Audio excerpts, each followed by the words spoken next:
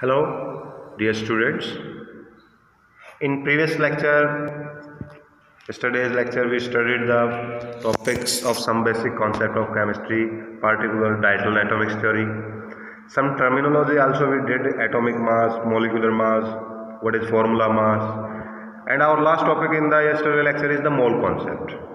Okay, I have given you the numericals also. Homework on the basis of the mole concepts, which is quite required to understand the mole concepts. Now I am giving you exact definition as well, which is given in the NCERT as well. That 1 mole is the amount of substance. You know very well this is a SI unit of amount of substance. So that's why it is defining in the same manner that 1 mole is the amount of substance exactly having as many entities. Entities mean to say number of particles. In case of atoms, these are atoms. In case of molecules, these are molecules. Ions, we will count number of ions. So entities. So 1 mole is the amount of substance exactly having as many entities as in 12 gram of C12 isotope. Why we are taking 12 gram? Because we know that every atom's atomic mass is constituted to 1 gram. So 12 gram of C12 constitute 1 mole, and 1 mole have how many exactly entities? 6.022 into 10 raised to power 23. Randomly we have taken this number as a number of entities in 1 mole present. Okay, in case of atoms there will be number of in 1 mole these are the number of atoms. In case of molecule we calculate the molecular mass, and that will gives you 1 mole, and that 1 mole have this much number of molecules. This is your mole concept. Okay. Now today's our lecture is also there are some terminology more. Okay, we must know the meaning of those terminology or calculation, you can say calculations like a percentage composition.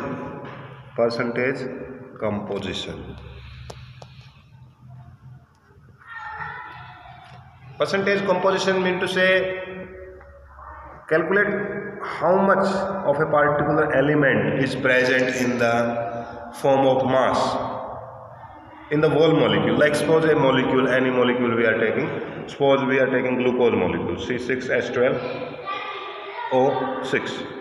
Okay, now if we will calculate the molecular mass of this one. So carbon 12 into 6, 12 into 6, that will become your 72. Okay, this is the mass of the carbon only. Now hydrogen, you know that 1 is the molecular mass, 12 atoms are present, 12 grams. Oxygen 16 into 6, 96. So the total molecular mass will become 180 gram. So 180 gram is equal to 1 mole in case of glucose. Okay. Now 180 gram is total mass. Now he asked what is the percentage of carbon in this molecule, in glucose molecule. So carbon will be, how much mass of carbon is present? 72 gram. And what is the total mass? 180 gram. Multiply by 100. This will give the carbon percentage or carbon composition in a glucose molecule. So that's how you can calculate percentage composition of different elements in a particular molecule. Okay. If you want to go for the hydrogen percentage, what is the mass? 12 gram out of 180. This will give you hydrogen percentage. If you go for oxygen percentage, it will be 96 by 180 into 100. That will give you particularly your oxygen percentage. So you can calculate percentage coefficient of any elements just by knowing their atomic masses or molecular masses. Okay. Now, your next topic is regarding empirical formula and molecular formula. You know that every chemical compound is or elementary form is defined by any molecular formula, like glucose is represented by C6H12O6. This is the molecular formula. Okay. Now what is the empirical formula for the same one? Okay. So the empirical formula is the simplest ratio between different atoms present within a molecule.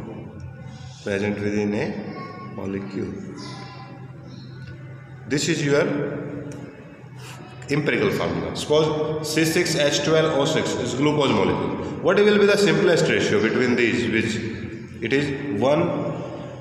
Hydrogen will become 2 because they are as many number twice as compared to carbon, and oxygen also become 1. So the empirical formula will become CH2O for the glucose. Okay. Now you will see that molecular mass is 180. Okay. And if you calculate the molecular mass of this one, or empirical mass for this one, this will become how much? 12 to 14, and 14 and 16, it will become 30. So 30 is the empirical mass for the glucose. But if you can multiply 30 by some factor n, which will give you molecular mass. Okay, suppose in this case it is 6, because 6 we have taken out. Okay, so in the same manner we can say that empirical mass or empirical formula can be multiplied by some factor n.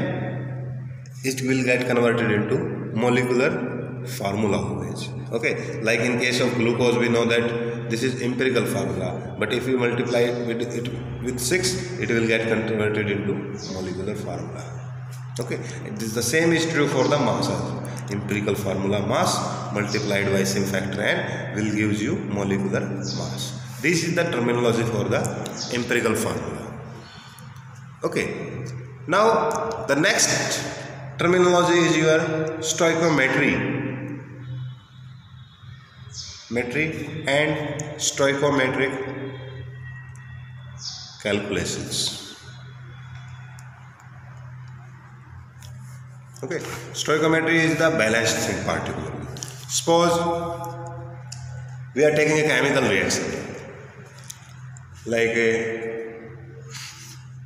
let's take a neutralization reaction, in which case H2SO4, this is acid particularly, suppose reacting with NaOH, a base. Okay, so you will get sodium sulfate obviously plus H2O, water.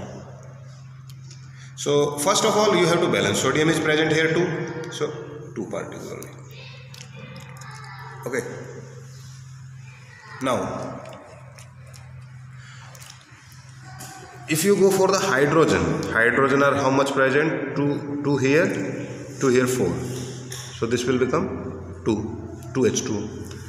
Now if you go for the oxygen present are 4 to 6.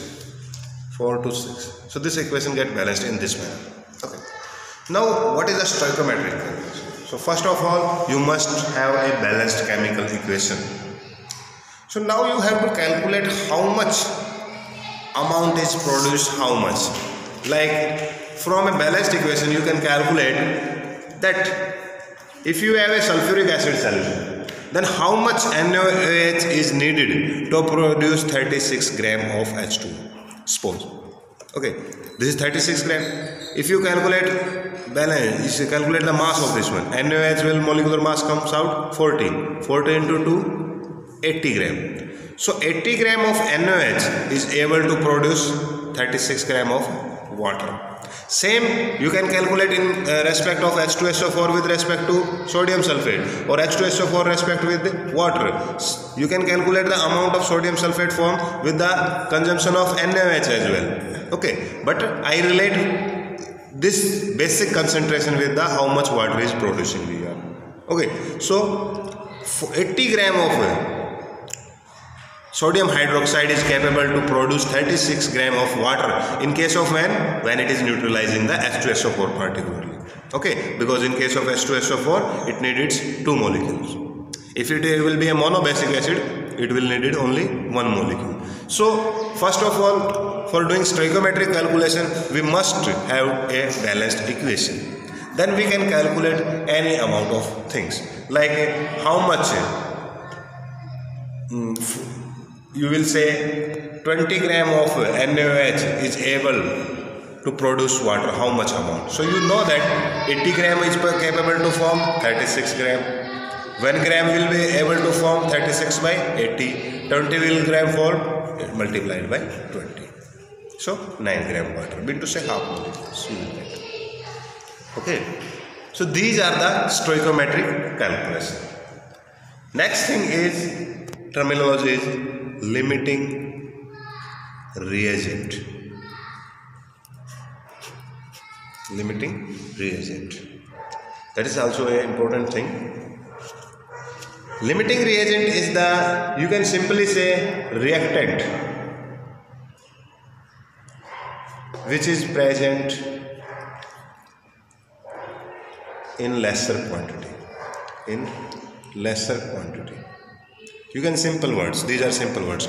However, if you have to define reactant accurately, limiting reagent, you will say that the reactant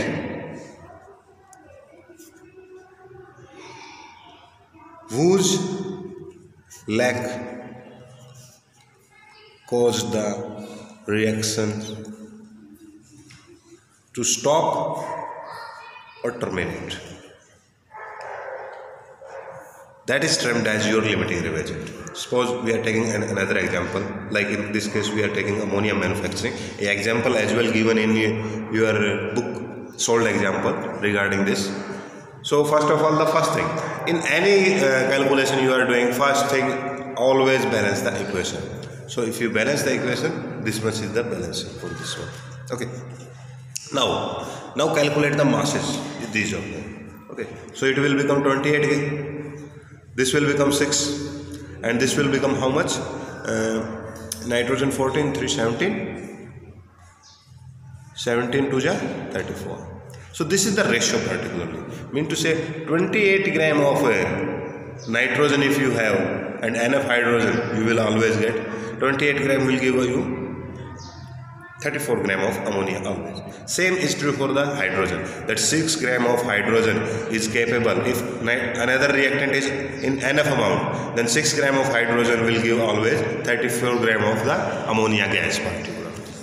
Now, how we will find out that which is reagent is in lesser quantity? Suppose someone says to us that we have 100 gram of nitrogen and 50 gram of hydrogen. Okay, I am just taking randomly. So which is the limiting reagent? Which will present after even the whole of one reactant is get consumed? So which one is getting consumed? Let's take this. So you know that 28 gram will require how much hydrogen? 6 gram to react completely. 28 gram which needed how much? 6 gram. So we will say that 28 gram of nitrogen needed 6 gram of hydrogen for completely reacting. 1 gram will needed how much? 28 by 6. 6 by 28 it will be. 28 will require. Sorry, 6 by 28. Now, how much 100 gram is needed? So we multiply it by 100. Now we will solve it. 14, 2 7, this one 50. So now if you multiply it, it will become about 150 by 7. So 150 by 7. So it will comes out how much? 21.4 roundabout 21.4 gram of hydrogen is needed. So it means to say 100 gram of nitrogen needed how much? 21.4 gram. So 100 gram will react with completely 21.4 gram. So hydrogen will remain more in extra amount. So the which will become the limiting reagent? Nitrogen will become the limiting reagent in this case, because it get completely consumed. Okay, and it is the reason nitrogen get consumed, that's why the reaction stops. Okay, that's why this will termed as limiting reagent. Okay, so in today's lecture we did the mole concepts, then we studied about the empirical formula, molecular formula, stoichiometric calculation and limiting reagent. So today first thing you will read this topic.